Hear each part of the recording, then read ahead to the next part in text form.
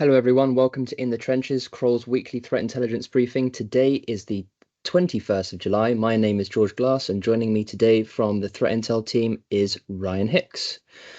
We have a rather interesting update this week, lots of nasty vulnerabilities being exploited in quick succession, so let's take a look at what we'll be covering today.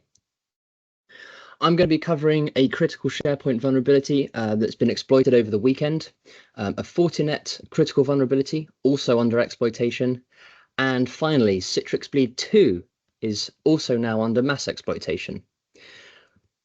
After that, Ryan has updates on a JavaScript-enabled SVG file, which is being used in phishing campaigns, exploitation again of Wing FTP servers, a GPUHammer AI model and NVIDIA GPU update, and actors targeting government agencies in Southeast Asia. So let's get started with ToolShell. Microsoft has published an advisory stating that they are aware of active attacks targeting on-premise SharePoint Server customers by exploiting vulnerabilities partially addressed by the July security update. The vulnerability allows an unauthorized attacker to execute code over a network. The vulnerabilities have also been reported by CISA through another published alert where they describe the vulnerability as ToolShell. The name originally refers to a proof of concept attack chain identified by researchers against another set of vulnerabilities. That's CVE 2025-49706 and 49704. Microsoft does state that this new vulnerability is a variant of the previously reported attack chain. And so for the purposes of tracking, Kroll will be using the name ToolShell to classify activities surrounding CVE 2025-53770. On July 18th, so last Friday, Kroll detected web shell deployments on SharePoint servers.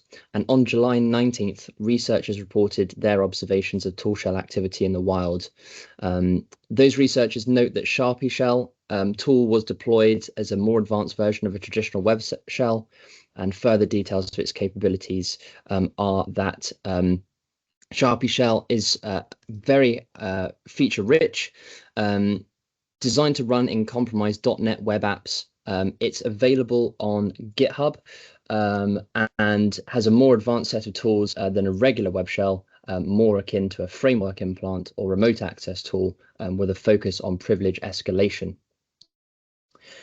It's very important to note that exploitation appears to be widespread. Assume compromise if you're running an affected product, and that is Microsoft SharePoint servers on-premise, subscription edition, 2019 and 2016. Assume compromise if that is the case and conduct a compromise assessment. Consider taking the SharePoint server down to patch it. There's additional guidance provided in the weekly threat intel report. One of the pieces of guidance that is suggested by Microsoft is to rotate ASP.NET machine keys as it appears that threat actors are looking for these and exfiltrating them. So very important, patch and rotate those keys, perform a compromise assessment.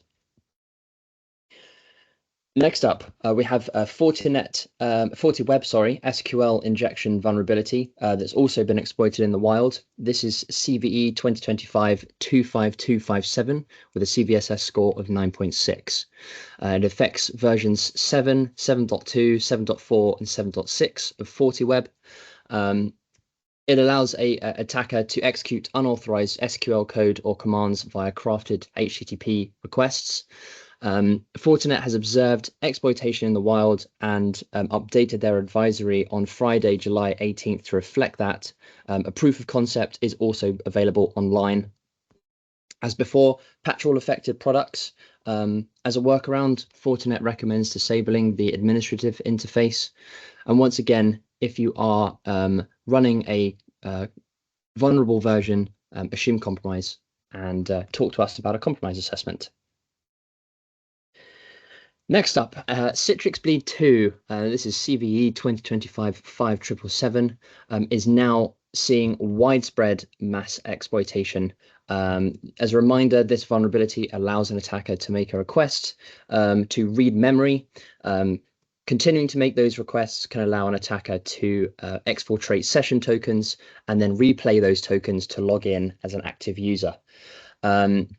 Very target-rich environment. Thousands of unpatched hosts are still active. According to open source reporting, there is a mixture of opportunistic but some targeted exploitation, and there's more details on that in our long form report. You can see on the right-hand side of the screen there, that's a screenshot from Grey Noise showing the number of unique IPs observed performing the exploitation. And there is a imperva graph underneath of the targeted industries there. As before, any unpatched orgs should assume compromise and perform a compromise assessment, and we're absolutely here to help with that if you need. Just a reminder, if you need to get in touch with us, that's cti@kroll.com. Okay, I'm going to hand over to Ryan now to take us through the rest of these bulletins. Over to you, Ryan. Thank you, George. To briefly steer from vulnerabilities a moment. So firstly, there have been observations of SVG files, which are common image files being used in phishing emails to redirect victims to credential harvesting sites. The malicious files were seen embedded in phishing emails, either as an attachment or a link in the email. And embedded inside the file was JavaScript that when the file was opened in a browser, it opened a URL in the current window, which was the credential harvesting site. So that destination URL appears to mimic cloud login services as sort of commonly observed across other credential harvesting campaigns. The themes and subjects of the emails appear to be relatively generic. However, the actor used spoof email senders and also typo squatted domains, often closely resembling either the victim organization itself or similar industry partners. There are several best practice guides when it comes to hardening emails against this threat, including the enforcement of DMARC policies. It's also recommended to identify browser processes with SVG files in the command line, which was really relatively uncommon. And this is something Kroll detection engineering are currently evaluating internally. Next is the back to vulnerability. So vulnerability CV 2025-47812, which is in Wing FTP server, again, actively exploited in the world. And this carries a CVSS of 10, which is critical. And according to research, the exploitation has taken place since July 1st this year. And that was only a day after the vulnerabilities disclosure to the public. It's a null byte vulnerability where the web interface mishandles a /o character passed in the username field, and that allows for the attacker to perform code execution using the Lua programming language. Again, like the other vulnerabilities, highly recommended that any organization using Wing FTP should update to the latest version. And next up is an advisory from NVIDIA. They're urging customers to enable system-level error correction codes as a defense against a variant of a RowHammer attack demonstrated against their GPUs. So this is dubbed as GPUHammer, and the attack marks the first ever RowHammer exploit demonstrated against NVIDIA GPUs.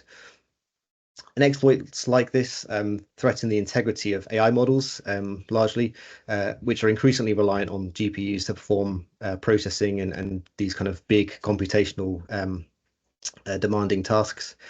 And this could also pose a big threat to shared GPU environments like cloud machine learning platforms, where a malicious tenant could potentially launch attacks against adjacent workloads, so targeting adjacent GPUs. So for more details, I really recommend reading the NVIDIA advisory, which is linked in the report.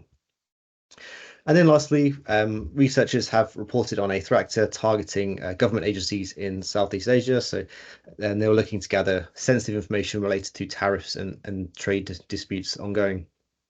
And the attackers behind the operation deployed a new backdoor called Hazy Beacon, which uses Amazon Web Service Lambda URLs to secretly communicate with their C2.